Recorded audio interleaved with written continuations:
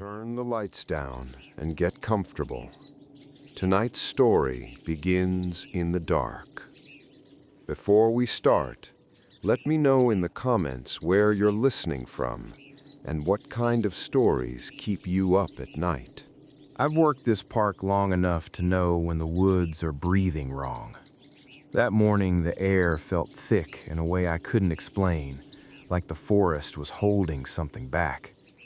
Pine needles crunched under my boots as I stepped off the gravel service road and into the timber, radio clipped to my shoulder, badge warm against my chest.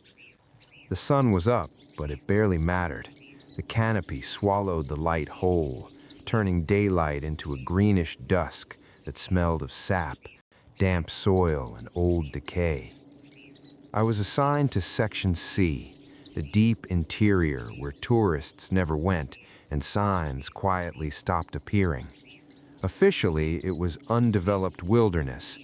Unofficially, we were told not to linger. When I asked why during my first year, my supervisor had smiled without humor and said, "You'll learn which questions keep you employed."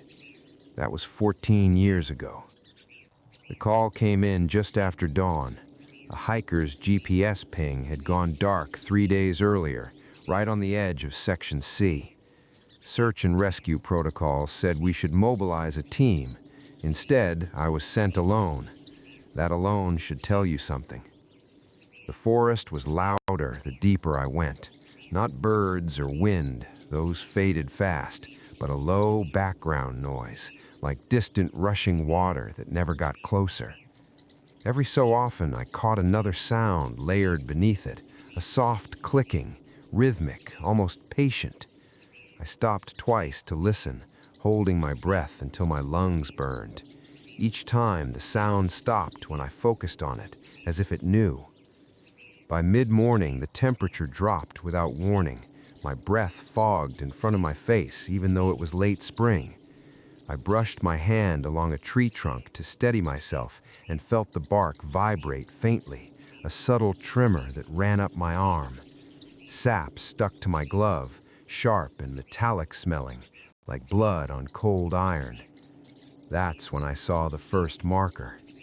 It wasn't on any map, a metal stake driven deep into the ground, painted government orange and stamped with a serial number instead of trail markings. I recognized the format immediately. I'd seen it once before during a wildfire containment briefing on a slide that was never meant to leave a locked room. I took a photo anyway, my hands shaking despite myself. My radio crackled to life, not static, breathing, slow, measured, too close. I called out to dispatch, then repeated my call louder. The breathing stopped. A second later, dispatch answered like nothing had happened, their voice calm, scripted. Unit 7, confirm visual and proceed no further. I asked them to repeat. They didn't. Ahead of me, the trees leaned inward, their branches interlocking to form a natural barrier. Beyond it, the forest floor dipped sharply, disappearing into shadow. The clicking sound returned, closer now, joined by something else, a wet, dragging movement, circling just out of sight. I should have turned back. That's what survival training says. But there was a rule no one ever wrote down, one you learn the hard way in this job. If the park wants something hidden, it's already too late. I stepped forward anyway. The moment I crossed beneath those interlocked branches, the forest changed. Not visually at first, still the same towering pines, the same carpet of needles, but the air pressed in on me from all sides, heavy and damp, carrying the smell of stagnant water and something faintly sour beneath it. My boots sank slightly into the ground, the soil softer here, as if it had been churned repeatedly and never allowed to settle. I checked my GPS. The screen flickered, recalculated, then spun uselessly before going black. I stopped moving. Training drilled that into us. When your tools fail, your body becomes the sensor. I listened. The clicking was closer now, no longer distant or vague. It came in clusters, 3 quick taps, a pause, then 2 slower ones, like a code being tested. Beneath it, the dragging sound continued, methodical, patient, tracing a wide circle around my position. Whatever was making it wasn't rushing. It didn't need to. I keyed my radio again, keeping my voice low. Dispatch, Unit 7. I've located an unmarked boundary and a government stake, requesting clarification. Silence. Then a burst of static so loud I flinched, followed by a voice that sounded like dispatch, but didn't quite move right. Every word evenly spaced, stripped of inflection. Unit 7, acknowledge and withdraw. No call sign, no confirmation code. Procedure broken in half a dozen ways. I took another step forward instead. The ground sloped down into a shallow basin, the trees thinning just enough to let a sickly light filter through. In the center was a depression filled with dark water, perfectly still despite the breeze I felt on my neck. The surface reflected the trees above, but the reflection lagged when I moved, like it was thinking about catching up. Along the edges of the basin were more stakes, a wide perimeter marked in that same government orange, each one stamped with a different serial number. Some were bent, some looked recently disturbed. Near the waterline, I found the hiker's pack. It sat upright, clean, straps neatly arranged as if someone had taken the time to place it there. No mud, no tears. The smell hit me as I crouched. Sweat, cheap sunscreen, and underneath it all that same metallic tang I'd noticed earlier. I opened the pack slowly. Inside were supplies that hadn't been used.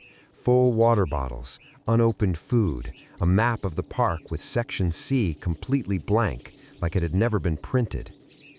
Behind me, a branch snapped. I stood up too fast and felt the forest tilt.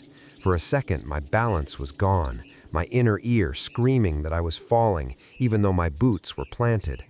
The clicking sound came from my left now, close enough that I could feel it more than hear it, a vibration through the ground and into my legs. I turned in a slow circle, scanning the tree line, forcing my breathing to stay even. That's when I heard my name. Not shouted, not whispered, spoken normally, from somewhere behind the trees, in my supervisor's voice. The exact tone he used when he wanted you to stop thinking and start obeying. "You don't need to be there," it said. "We've got it handled." My supervisor was 3 states away at a conference. I knew that for a fact. I'd helped him pack the night before. The water in the basin rippled once, a single concentric wave moving outward, even though nothing had touched it. Something shifted beneath the surface, large enough to distort the reflection completely. The dragging sound stopped. The clicking didn't. Every instinct in my body told me I was standing inside something's territory, and that whatever the stakes were meant to do, they weren't there to keep people out. They were there to keep something in. I backed away from the basin, one slow step at a time, careful not to turn my back on the water. My heel caught on something half buried in the soil, and I nearly went down. When I looked, my stomach tightened. A boot. Park issued, same model I was wearing. The leather split cleanly along the side, as if it had been peeled open. There was no foot inside, no sock, just dark stains ground deep into the dirt. The clicking shifted again, now to my right, then directly behind me, overlapping in a way that made it impossible to track. I forced myself to keep moving, angling back toward the trees, toward where I thought the boundary branches were. The forest didn't agree. The trees seemed closer together than before, their trunks subtly rearranged, paths I was sure had been open, now blocked by fallen logs and dense brush that hadn't been there minutes earlier. My radio crackled again. This time it was my own voice. "Unit 7, acknowledge and withdraw." The words were clipped from an earlier transmission, played back slightly out of order, the cadence wrong, like someone repeating a phrase they didn't understand. I ripped the radio from my shoulder and shut it off. The sudden silence was worse. Without the static, I could hear everything. The slow creak of trees shifting, the faint lap of water behind me, the wet sound of something heavy being dragged across mud. I broke into a jog, then a run, branches slapping at my arms, pine needles spraying underfoot. My lungs burned with cold air that tasted stale, recycled. The light dimmed rapidly, not like dusk, but like someone lowering a dimmer switch. Shadows stretched too long, bending in directions the sun couldn't possibly be casting them from. I burst through a stand of saplings and nearly collided with a chain-link fence.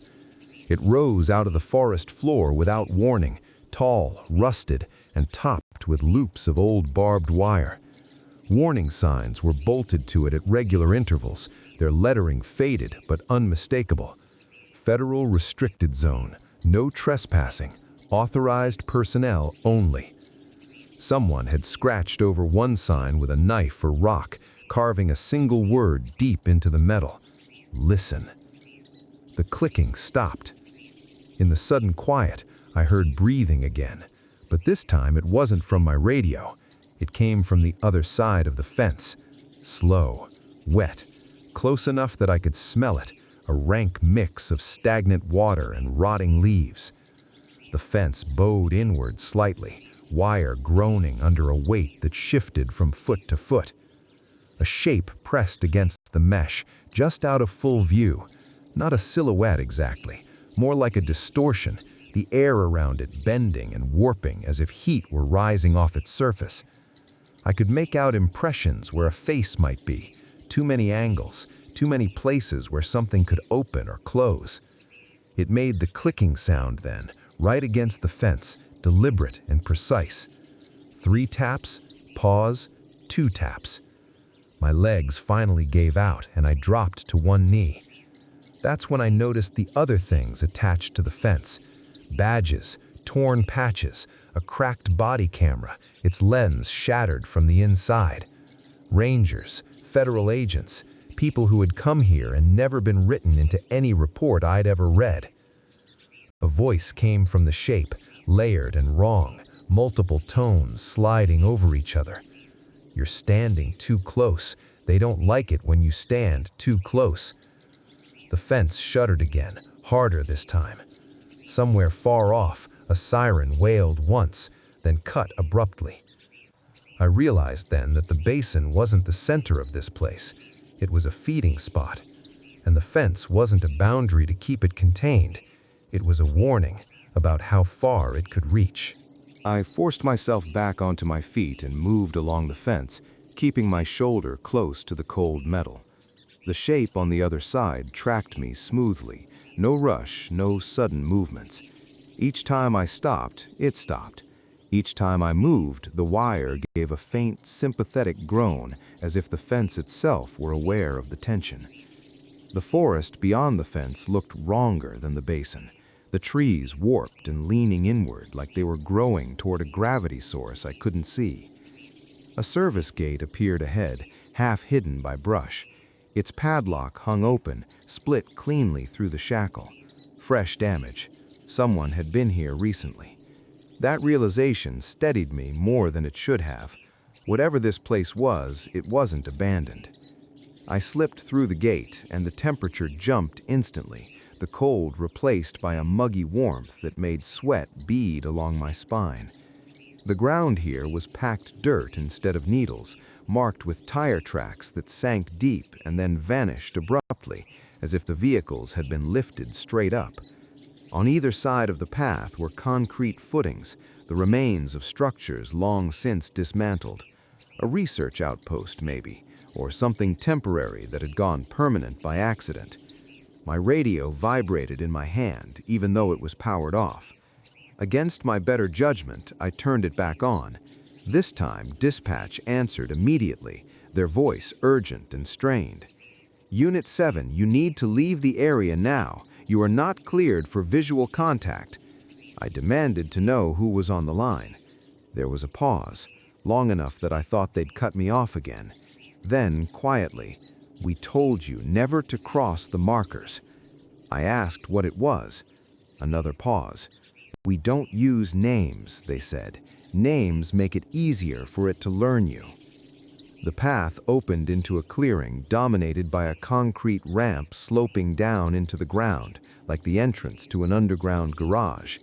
Heavy steel doors lay twisted and peeled back, their hinges torn free. Inside was darkness so deep it swallowed the beam of my flashlight whole.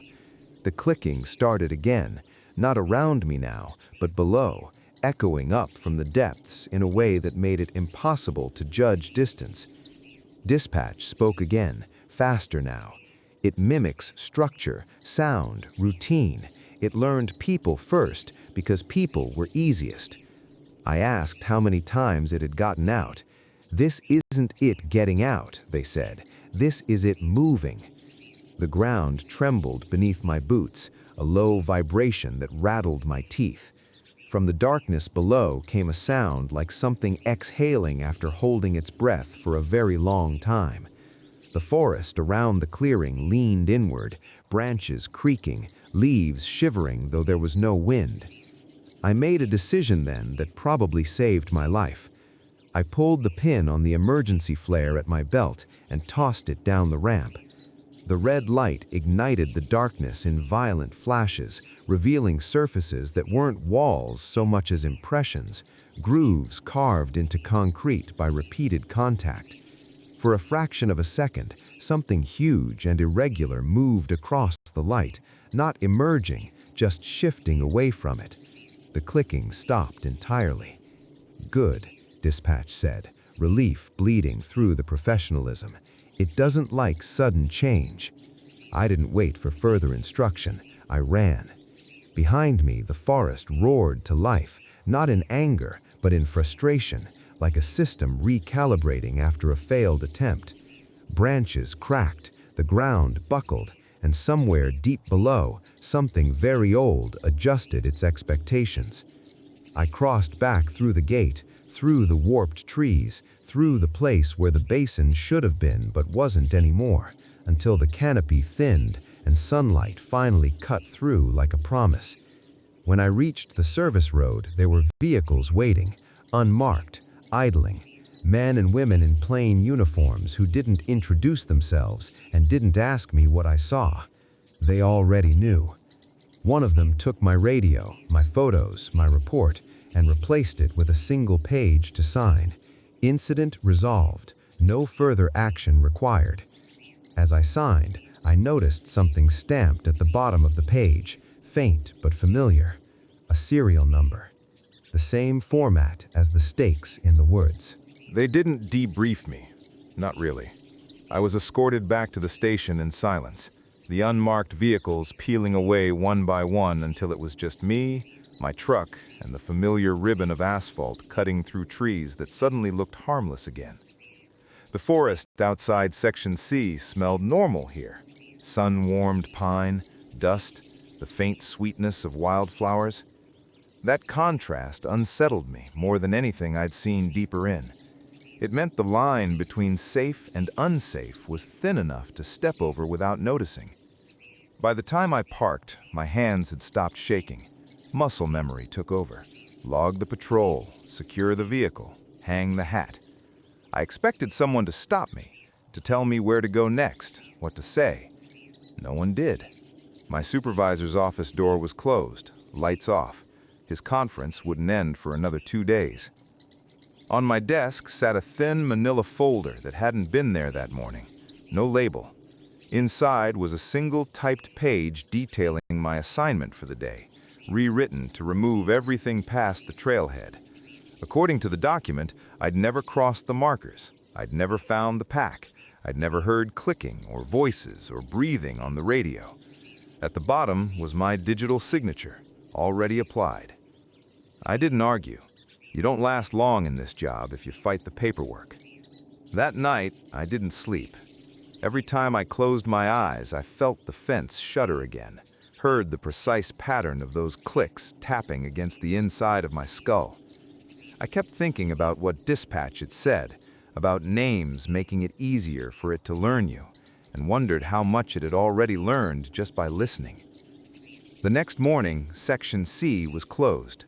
Official signage went up overnight citing storm damage and unsafe conditions. Rangers were reassigned, maps were updated. Tourists never noticed the difference. The forest had a way of absorbing changes like that, smoothing them over until they felt like they'd always been there. Weeks passed, then months. I convinced myself it was contained again, that whatever it moved had settled back into its boundaries. I even started to forget details, the exact smell of the basin, the way the light lagged behind my movements. Trauma does that, dulls sharp edges so you can keep functioning. Then the reports started coming in from Section F. Different terrain, different drainage, same symptoms. Radios picking up breathing, unmarked stakes appearing where no markers should be. A hiker who left behind a neatly arranged pack and nothing else. I recognized the language immediately. It was being careful now, efficient. I requested reassignment off field duty the same day. They approved it without hesitation. My new role was administrative, training materials, orientation for incoming rangers. I was given a script for the part about restricted zones, told exactly which phrases to use and which questions to deflect. I learned the shape of the cover-up from the inside, saw how it relied less on secrecy and more on exhaustion, paperwork, procedure, normalcy worn like armor. I retired a year early. On my last day, I took one final walk along a public trail that skirted the edge of what used to be Section C. The forest was quiet, genuinely quiet this time. No clicking, no dragging, just wind through leaves and distant birdsong. As I turned back toward the parking lot, my radio chirped once. I froze. "Unit 7, a voice said, calmly, using a call sign I hadn't answered to in years. The radio powered itself off before I could respond. I never went back after that. But sometimes, late at night, when the world feels thin, I hear a familiar rhythm tapping somewhere just beyond my walls. 3 taps, pause, 2 taps. I don't answer. That's how you survive. I sold the house 6 months later. At the time, I told myself it was practical. Too much space for one person. Too many memories tied to a job I was done with. The truth was simpler and harder to admit. The sounds followed me. Not every night, not even most nights, but often enough that I stopped trusting quiet. I'd lie awake listening to the way my walls settled, the way the pipes ticked, cataloging every normal noise so I could identify the one that didn't belong. The tapping never came from inside the house itself. It always sounded distant, filtered, like it had to pass through layers before reaching me. Through soil, through wood, through intention. I moved into an apartment in the city, 4 floors up, surrounded by traffic and voices and constant motion. It helped. Whatever lived in the deep woods didn't like sudden change, and cities were nothing but change layered on top of itself. For a while, I slept. I stayed in touch with a few people from the park, carefully. Conversation stayed shallow. Weather, staffing shortages, trail maintenance. No one mentioned restricted zones out loud, but we all noticed when maps updated more often than they should have, when whole sections quietly vanished behind temporary closures that never reopened. One night, an old colleague called me after midnight. He sounded tired in a way I recognized immediately. The kind of tired that comes from knowing too much and being unable to do anything with it. "They moved the markers again," he said. I asked where. There was a pause. Closer to public trails. I didn't need details. I pictured the stakes, the serial numbers, the way they were driven deep and precise. Not barriers, measurements. After that call, I stopped pretending this was something that stayed in one place. I began writing everything down.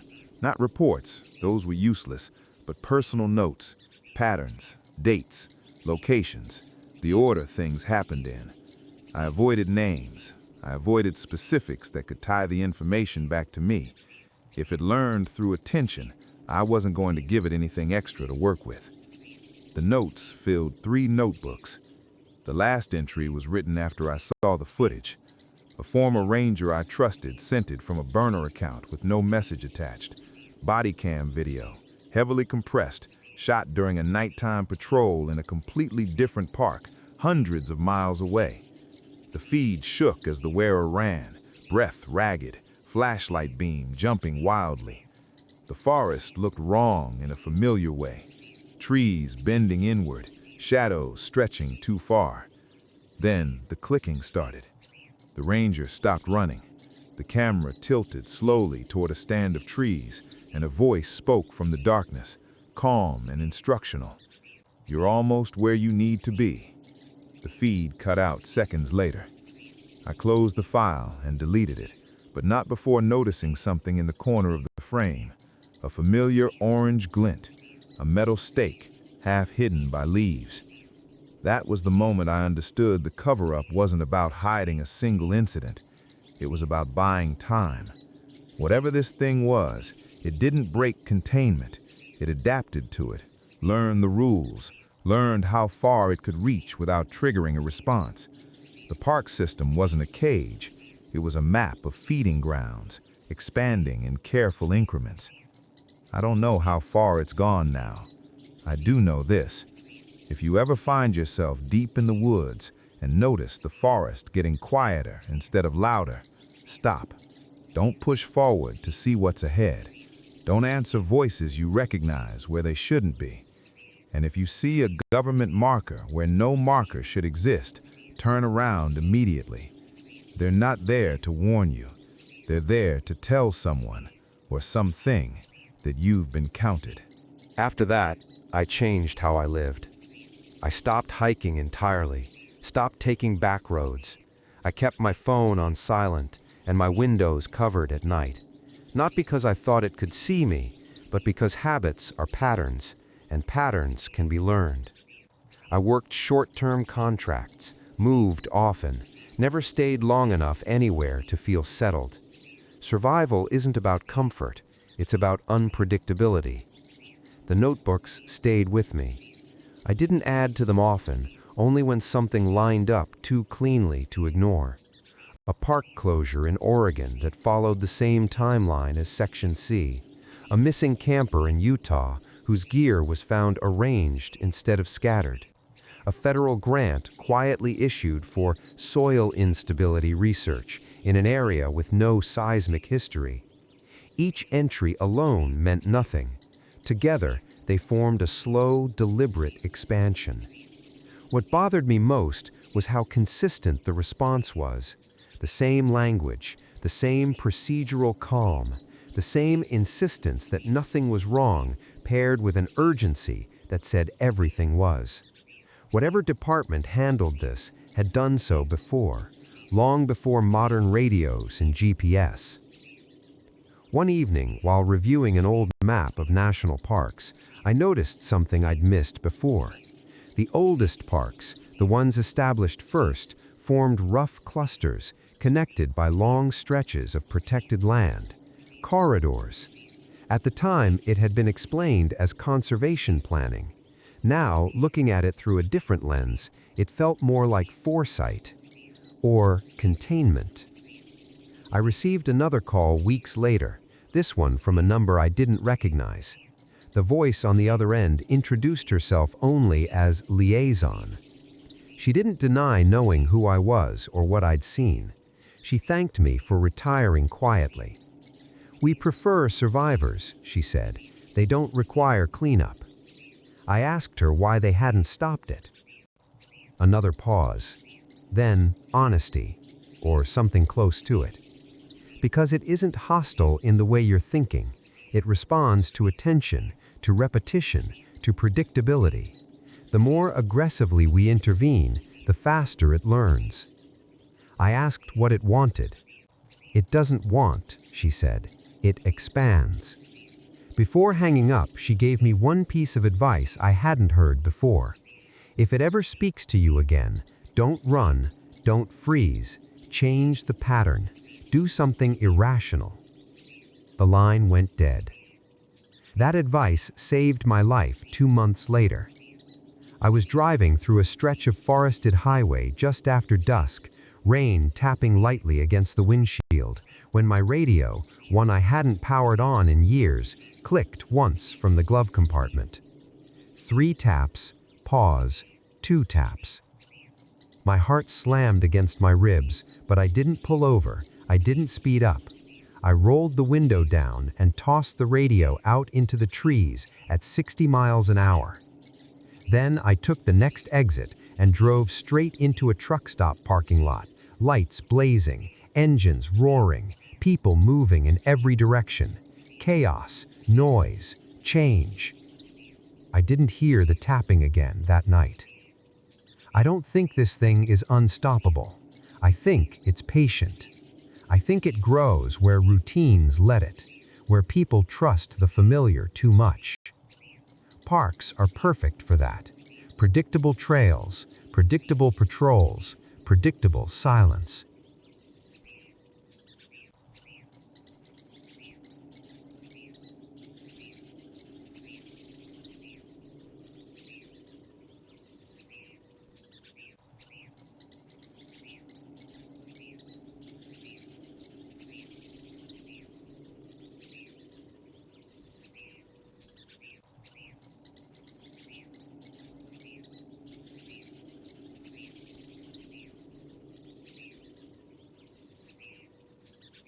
I didn't publish my notes.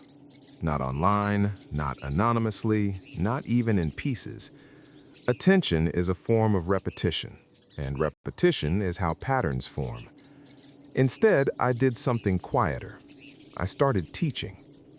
Community colleges, outdoor safety workshops, seasonal ranger orientations where they brought in retirees to talk about situational awareness. I kept it practical.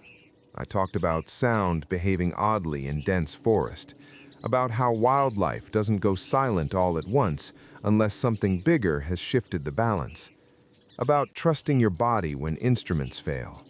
No stories, no names, just rules that sounded like common sense until you needed them. Most people nodded and forgot. A few didn't.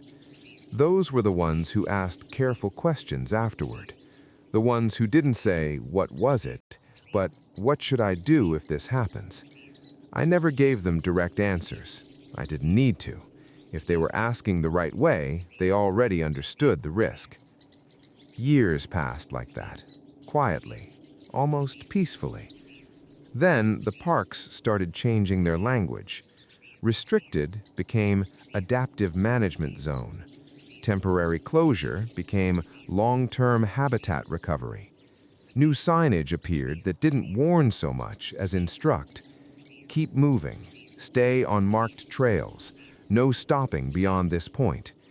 It read less like safety advice and more like choreography. I recognized the shift immediately. They weren't just containing anymore, they were guiding. I was invited to a closed-door meeting under the pretense of curriculum development. The room was windowless, the kind designed to keep things in rather than out. Around the table sat people from agencies that rarely shared space. No uniforms, no insignia, just folders stamped with serial numbers instead of titles. They told me the expansion had stabilized.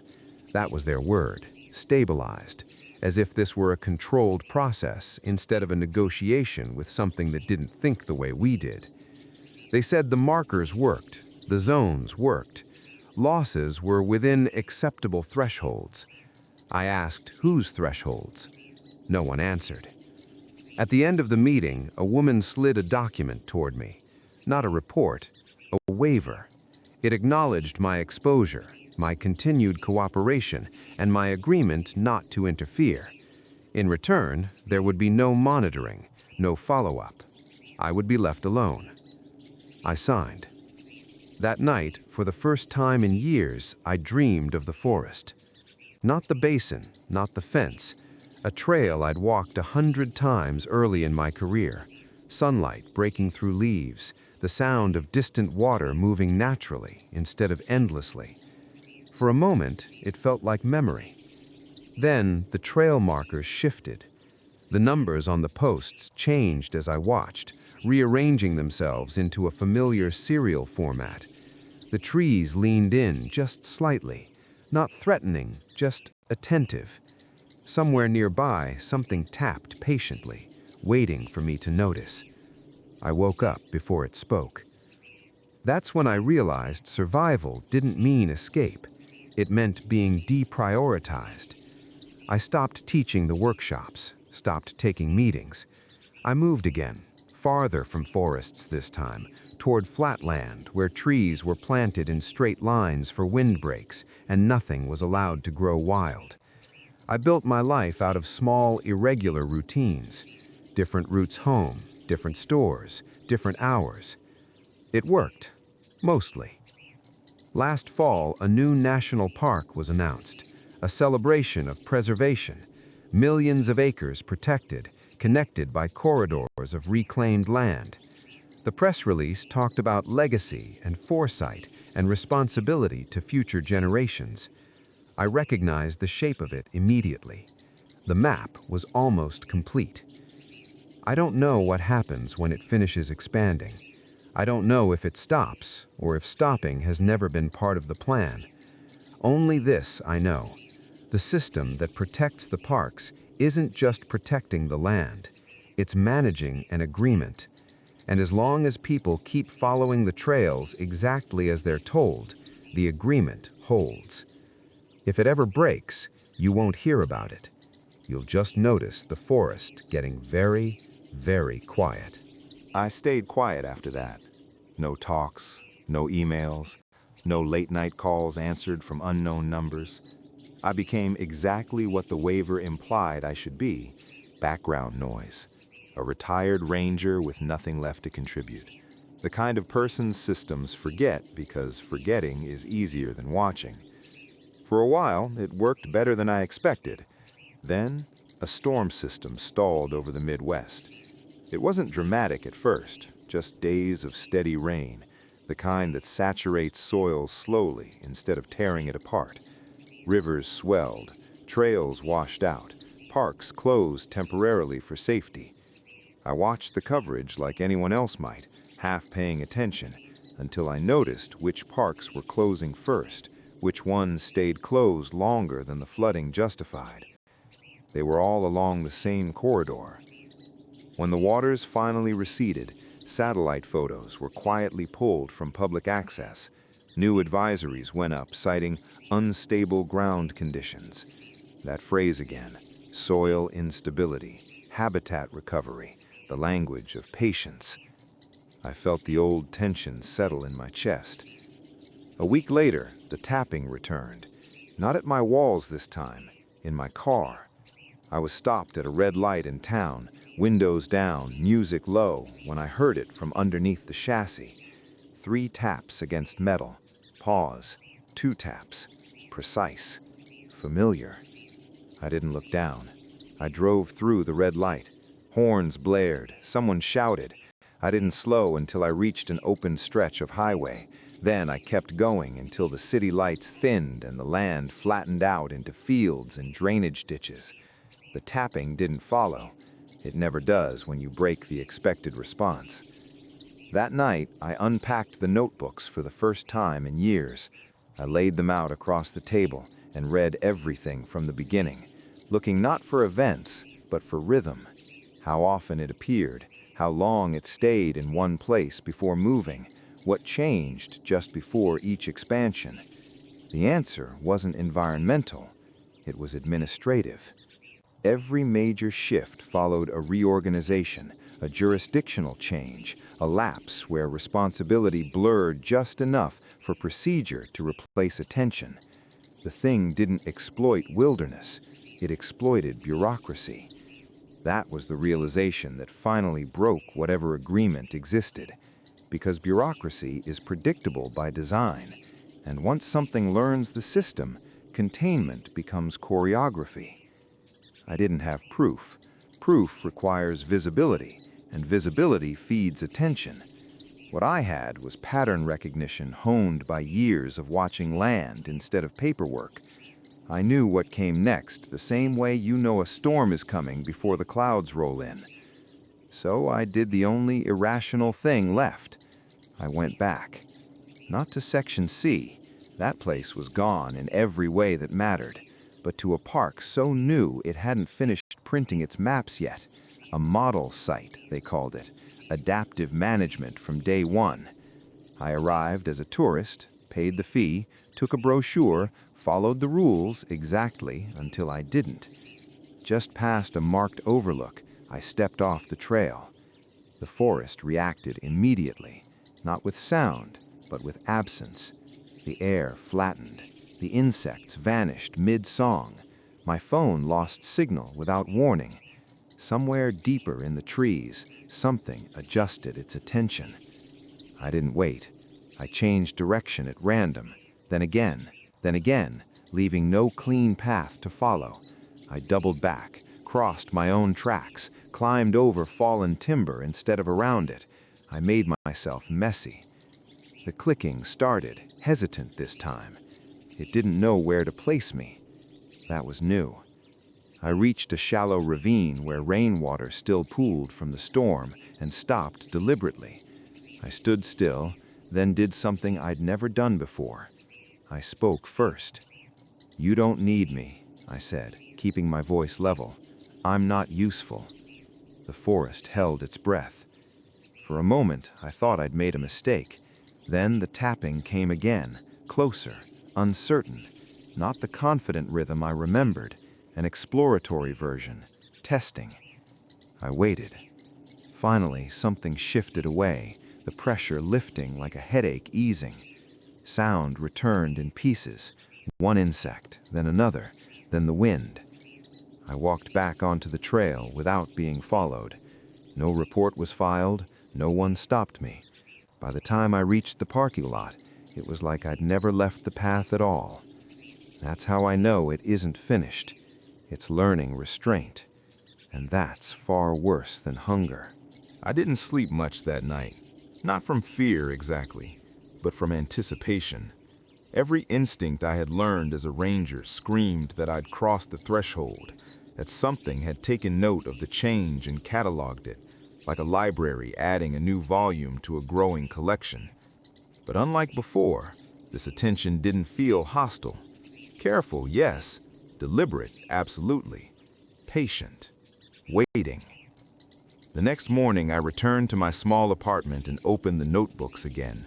I flipped through the entries, looking for weak points, inconsistencies, anything that might indicate patterns it couldn't adapt to. Each page was a record of survival, of avoidance, of following the rules and then bending them in ways that didn't trigger recognition.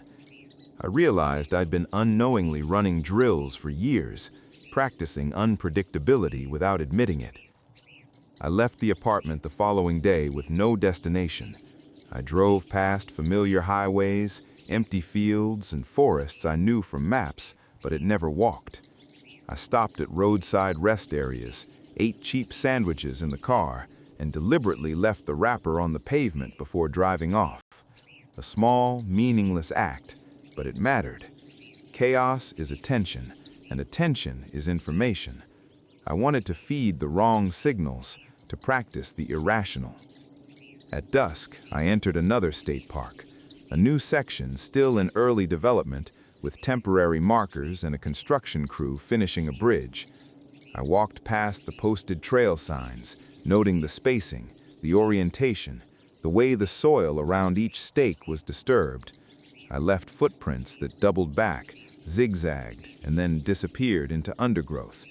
3 taps, pause, 2 taps. The clicking followed. It was curious this time, not confident. I felt the forest close in, smelled the damp earth, the faint decay of leaf litter, the metallic tang in the air that always came before I saw something impossible. I didn't look. I didn't need to. I knew it was near. Learning, observing, cataloging my choices. I changed direction again, stepping deliberately over roots, under branches, sliding through shadows it hadn't predicted. every step a variable, every decision a small rebellion. Hours passed. The sun dipped below the horizon. I emerged near a small creek, its water dark but clear, reflecting the orange of the sky like a mirror. For the first time in years, I felt the forest hesitate. The soundscape shifted. Birds resumed song. Wind carried through the leaves.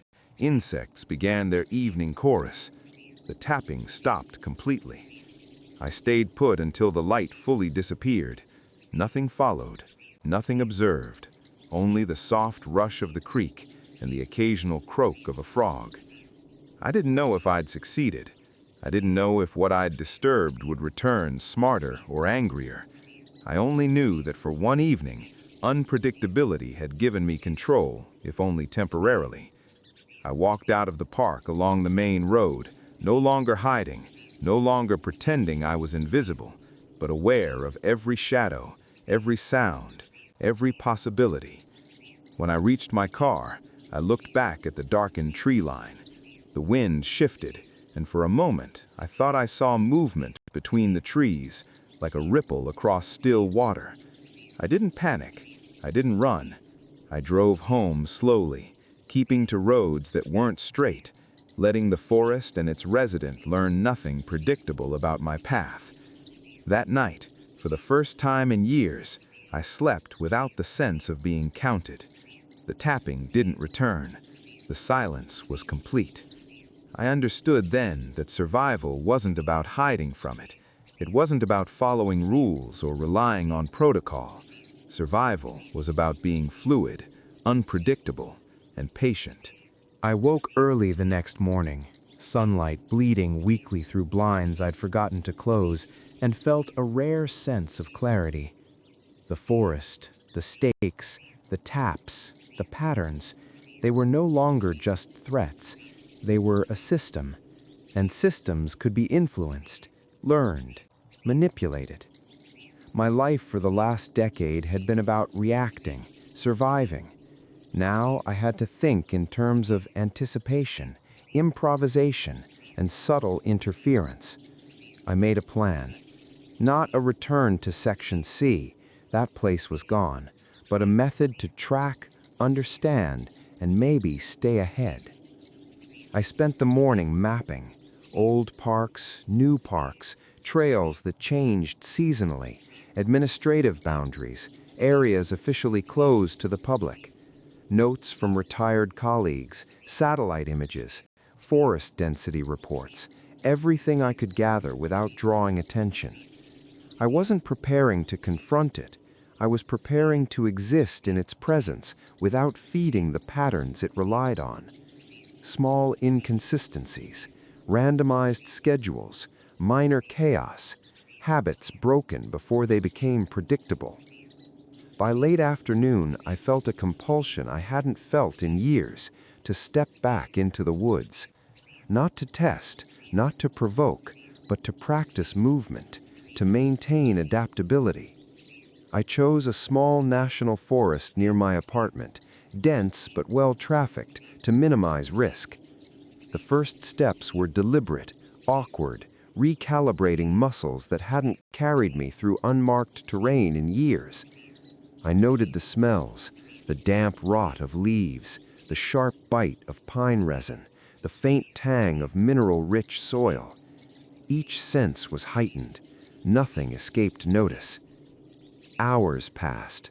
I stopped often, crouching behind fallen trees, listening, breathing in a way that kept my presence minimal yet aware. I followed a small creek, crossed fallen logs, slipped through underbrush. 3 taps, pause, 2 taps. They were faint, almost tentative, not aggressive, observing, testing my reactions. I paused, shifted direction, then retraced my steps in a pattern I hadn't used before. The taps changed timing, irregular now, confused. My pulse steadied. I understood. It learned, but I could still unlearn it. Night fell. The forest thickened into shadows, sounds multiplying, each one layered over the next. Owls called, leaves whispered, water trickled, and somewhere beyond sight, the tapping continued. I didn't move. I let it observe me without engaging, holding still in a random sequence of gestures, small adjustments in posture, breath, and placement. Time stretched. The forest seemed to stretch with it, waiting. Eventually, I walked back to the edge where trail markers signaled public access. I glanced once at the darkness I'd left behind. It shifted, the air pulsing with attention, but it did not follow. It tested boundaries and withdrew. My improvisation had worked. The forest had learned I was no longer predictable, and for now, that was enough. Driving home, headlights cutting through rain-slicked roads, I felt a new confidence. Survival wasn't a static rulebook, it was a continuous adaptation. I realized that being counted didn't have to mean being prey. I had learned patience, observation, and unpredictability, the true tools for existing alongside something that defied logic. Back in my apartment, I reviewed my notebooks again. Each entry now became a log not just of events, but of experiments, patterns tested, outcomes observed, behavior adjusted. I understood that the forest was not simply a place to be feared, but a system to interact with cautiously, respectfully, and intelligently. And I finally accepted that being a survivor meant understanding that my life was now intertwined with something I could never fully see or name, but whose attention I could, for the first time, influence. Weeks passed. My routines became a delicate choreography of unpredictability. Grocery runs at irregular hours, walks through city parks that mimicked forest patterns, short hikes with randomized routes. I monitored news reports, noting closures, missing hikers, and strange advisories, but I never reacted impulsively. My role had shifted entirely. Observer and subtle manipulator. Each minor deviation from expectation became a layer of protection. The forest, the system, had learned that my behavior could no longer be cataloged easily. One evening, I received a package at my apartment. No return address. Inside was a single metal stake painted that familiar government orange, with a serial number engraved deeply along its length. I examined it carefully. It wasn't new. It had been buried at some point, then exhumed and sent to me deliberately. A message, clearly. Someone, or something, wanted me to know I was being watched. I didn't panic. I didn't run. I placed it in the trunk of my car as a reminder that awareness was survival. The following weekend, I returned to the forest.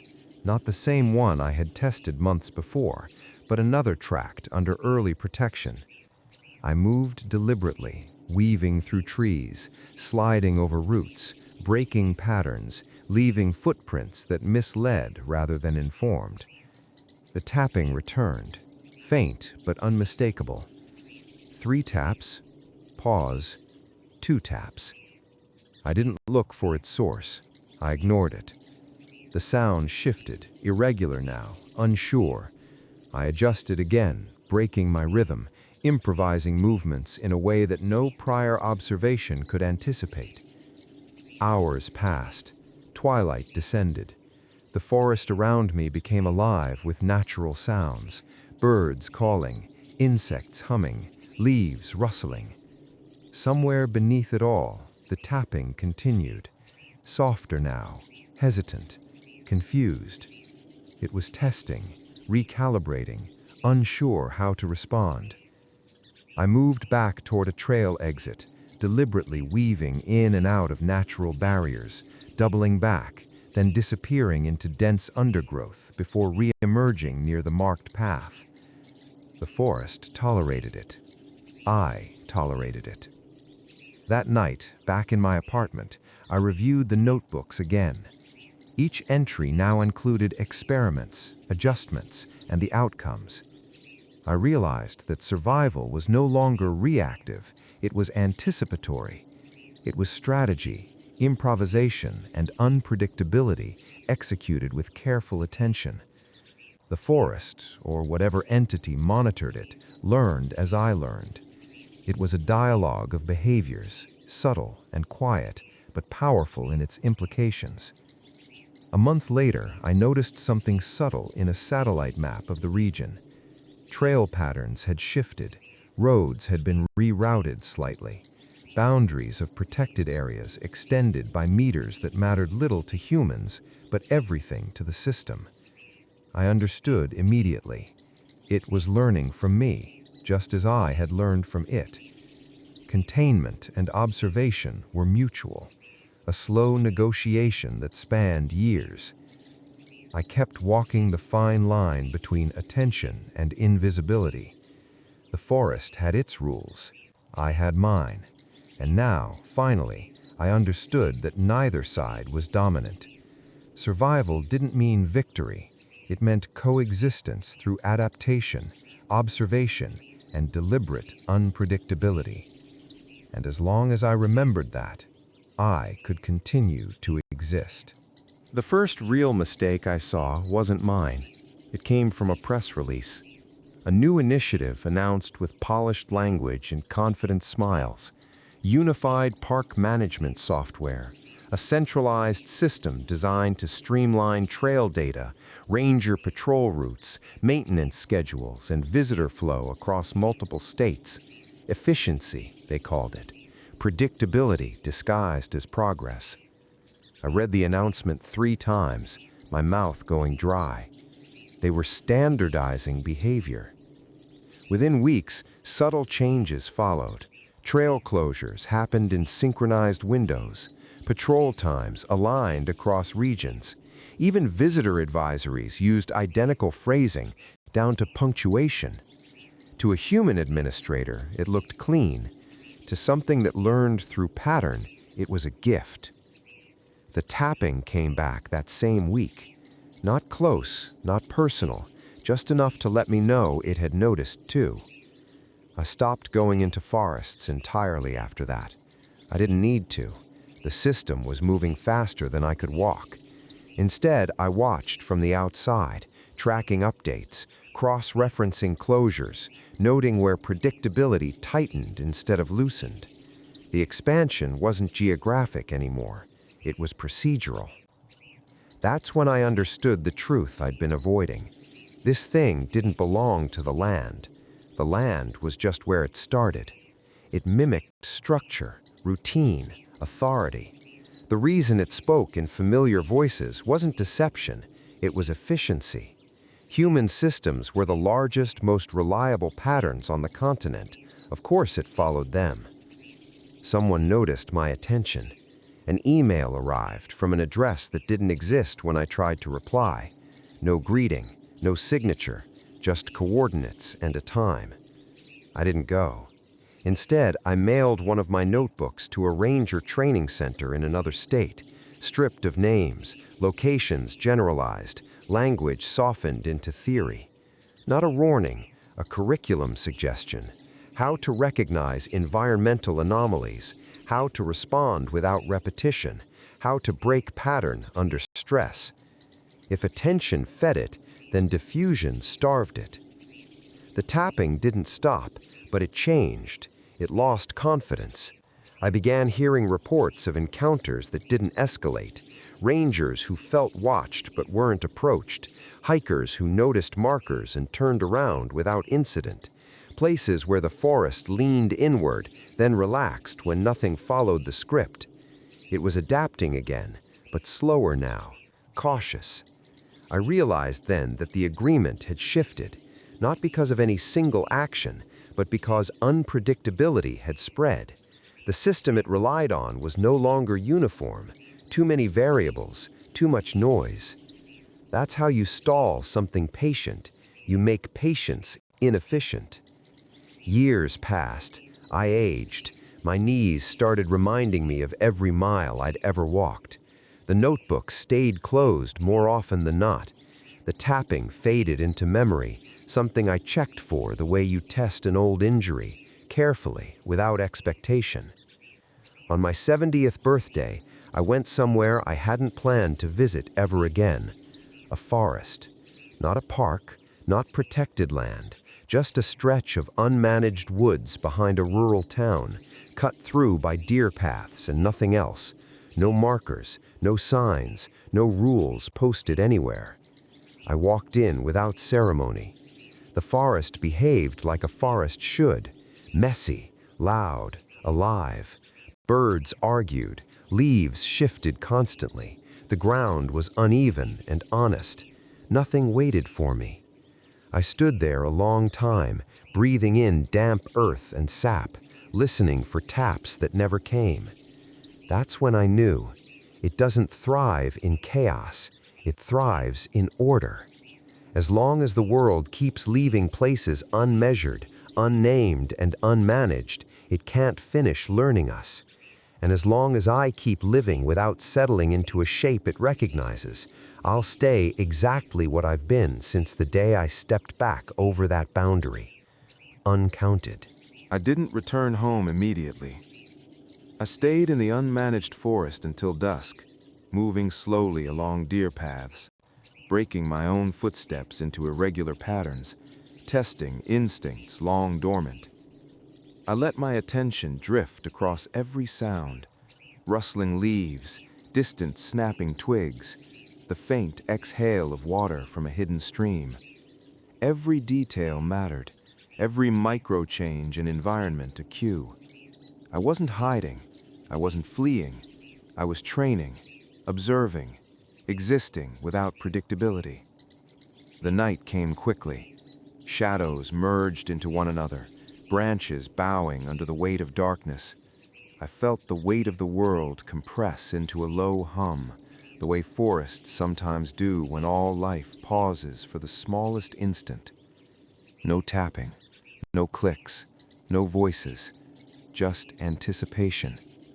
I realized I was alone in this space, but only for now. Solitude here was temporary. Attention traveled faster than bodies, faster than eyes. Patterns always attracted it. I made camp near a shallow ravine, scraping together a small fire from dead wood. The smoke curled into the night, and I watched it rise against the black canopy. Stars began to peek through, scattered and dim, as if the sky itself were cautious. Every so often, I imagined a pattern forming between the smoke and trees, a silent observer taking notes, yet nothing approached. It was learning still, but it hesitated, unsure, indecisive.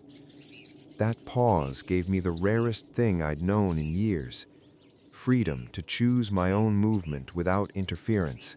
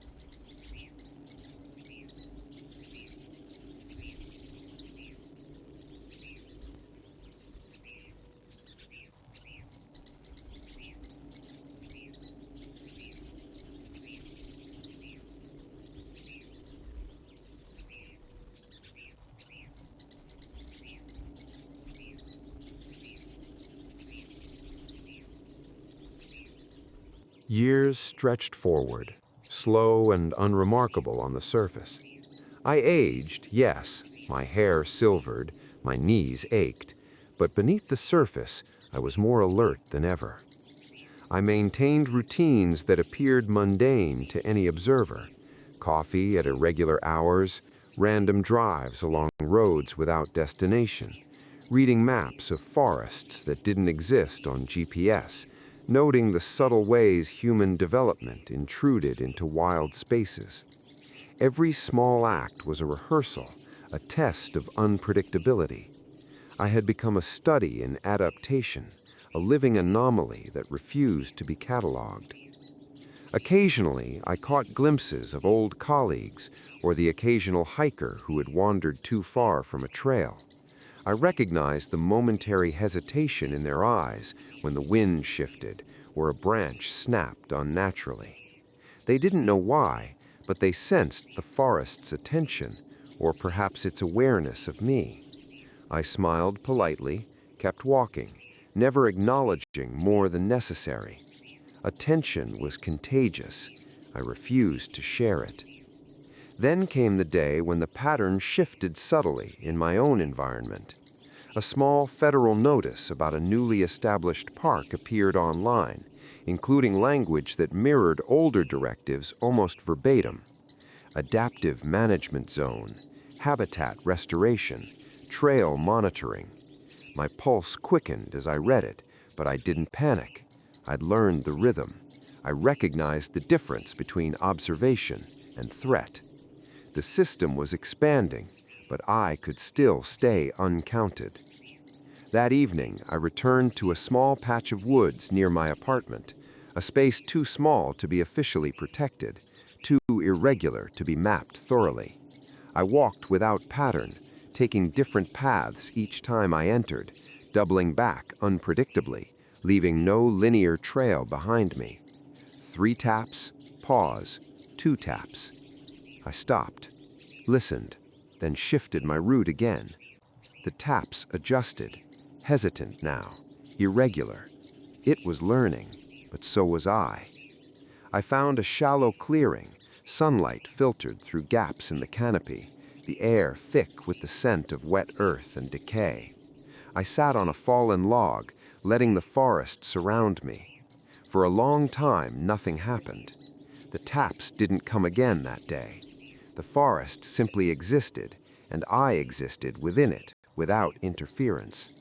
I understood then that survival wasn't about defeating whatever watched, whatever counted, whatever learned.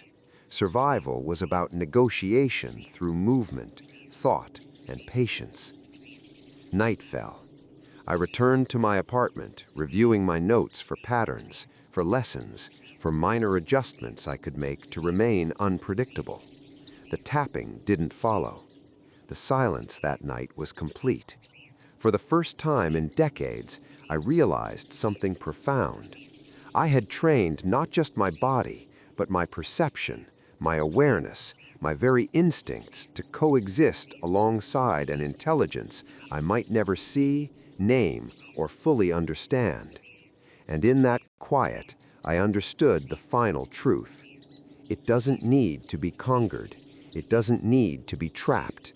It exists, as it always has, at the edges of human perception, expanding where routine allows.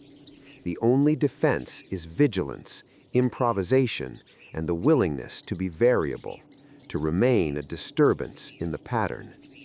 I closed the notebooks, leaving them stacked neatly on the table. Each one was a record of survival, a chronicle of adaptation. Outside, the forest waited. Somewhere beyond measured land, it learned, and somewhere else, I would continue to move in ways it could never fully predict. I was uncounted. Decades passed. I grew older, slower, my hair white now, hands lined and calloused, knees stiff with years of walking irregular trails. Yet my mind remained sharp, honed by decades of noticing, adapting, surviving. I never returned to the parks officially, never rejoined the Forest Service, never let anyone see my methods. My life became a rhythm of controlled randomness, every choice, every path, every schedule intentionally broken to avoid forming a pattern. The world around me continued as it always did, oblivious. National parks expanded, management systems grew more centralized, trails became more regimented, and visitor guidelines tightened. And somewhere, always, it expanded too. The thing I'd first encountered, whatever it was, continued to learn, to adapt, to spread through the system it had infiltrated. I never saw it again, not physically, but I felt it in the pauses of the wind, in the hesitation of animals, in the faint echo of tapping somewhere distant. I never became careless. I never repeated old routes. I never trusted maps completely. And yet, I survived. I learned that survival wasn't a final victory. It was a state of being, a negotiation conducted silently, in observation, in randomness, in the constant refusal to be predictable. In my last years, I walked one final forest, not a protected area, not measured, not mapped, just wild land, irregular and untamed. I moved slowly, deliberately, leaving no pattern behind me. The forest hummed with life around me. Birds called, leaves rustled, insects chirped. The earth beneath my feet was uneven, rich with decay and growth. And for the first time, I felt the calm of coexistence. No taps, no clicks, no counting, only presence. I understood then that it never needed to hunt me, never needed to confront me directly. The forest, the system, the intelligence I could never name, it only needed predictability. And by refusing to be predictable, I had become invisible in a way that mattered. I left the forest that evening, sunset brushing the treetops, casting long shadows across the ground. I did not look back. I walked into the night, into a life measured not by safety, not by distance, not by rules, but by attention, improvisation, and the subtle art of being uncounted. And somewhere, beyond the reach of measured land, it waits still.